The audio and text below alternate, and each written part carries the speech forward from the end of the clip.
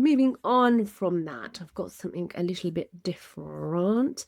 AI. Back to AI. For the last couple of years, accountants have been sold a simple story about AI, which is that it's faster, cheaper, smarter. But the new data from Dext suggests the reality is messier. Half of the UK firms say clients have already lost money by relying on chatbot style tax and finance advice. We're talking wrong expense claims, VAT errors, payroll mistakes, the kind that trigger penalties and not productivity gains. So the real sting is that accountants are now spending hours each week cleaning up AI generated nonsense that should never have made it into the books in the first place.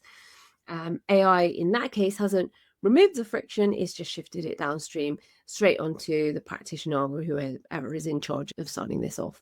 The profession isn't rejecting AI, but it's clearly drawing a line between specialised tools and general purpose chatbots that don't understand context, law, or consequence. Now, this is super important because obviously, even with an AI that, like, most people would think of an AI, let's say, as you're relying on the model, the underlying model, and how well that has been trained and how systematically it has been trained to not hallucinate. So that bit really requires additional governance and even in when you've used some AI, let's say, to try and build something yourself or whatever it is, an output for yourself in whatever way that output looks, unless you have something that really has the context, the law in terms of what are the boundaries of this and the consequence of where something needs to fit, do, and the consequence if it goes wrong,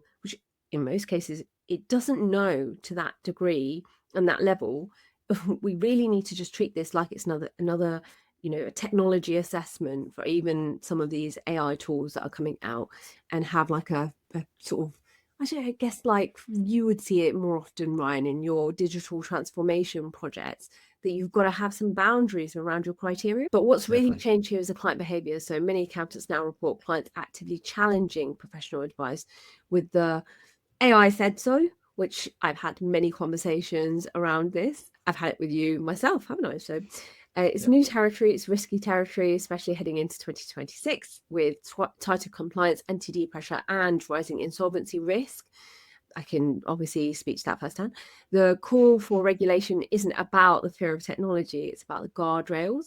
So accountants broadly want AI that works inside the rules, not confident sounding tools trained to please rather than be correct, which is often the mistake that most of us make when we hear the response given by AI.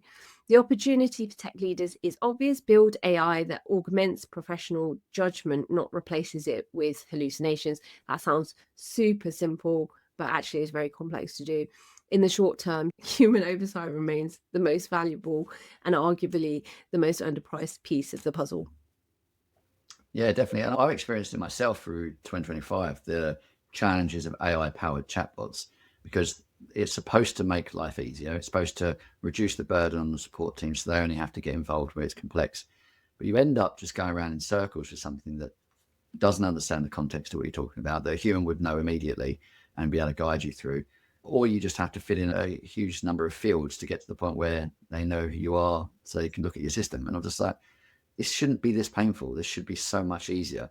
And then when it's giving you the wrong guidance back, which it has done before, and you have to go back and you go, is this correct? Because of this says something else, some other thing you found through Googling. You're right. Oh, I'm sorry. You are correct. This is what you should be looking at. You just lose all faith because now is it what it's providing you now correct? It's something that a lot of tech companies jumped into to provide those interactive chatbots. We can do this via AI. It's a cost saver, but you're actually creating more problems, especially regarding your brand. So be very wary of doing that is what I would say.